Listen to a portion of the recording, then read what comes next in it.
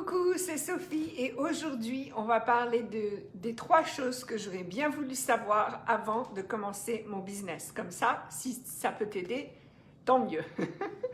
Donc la première chose, c'est qu'en effet, donc je l'ai parlé, c'est que j'aurais dû savoir où est-ce que j'allais et pourquoi j'allais là.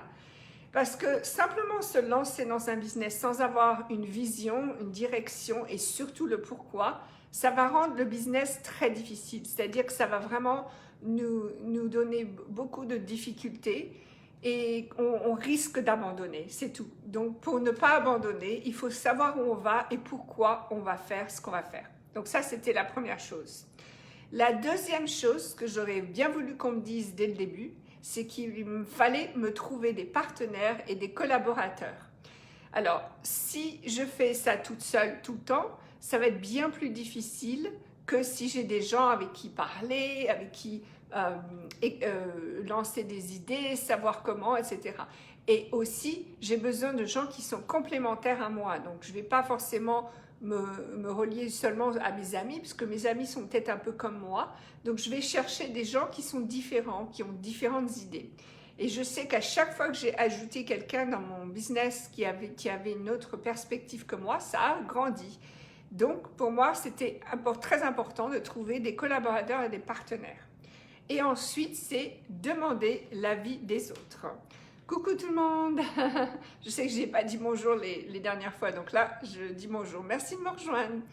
Alors, le troisième, c'est un petit peu plus délicat parce que je sais que beaucoup d'entre vous vont dire « mais moi, je veux lancer mon propre truc, les gens ne vont pas comprendre tout de suite, il va falloir que je les éduque, etc. » Ok, mais si tu ne demandes pas l'avis de quelqu'un avant, tu risques déjà de le faire uniquement avec ta vision, donc les gens ne vont peut-être pas comprendre ce que tu veux dire. Alors que si tu demandes l'avis, au moins tu sauras quels sont les points difficiles et qu'est-ce qu'il faut que tu enseignes, et sur quoi est-ce qu'il faut que tu éduques les gens. Donc, n'hésite pas à demander l'avis de quelqu'un que tu respectes, quelqu'un qui a déjà fait « coucou tout le monde », quelqu'un qui a déjà fait ce que tu veux faire ou quelque chose de semblable. Et si tu leur demandes, tu auras au moins un avis. Tu pourras le prendre en considération ou pas, ça c'est ton choix, mais demande et prends l'avis qu'il te demande.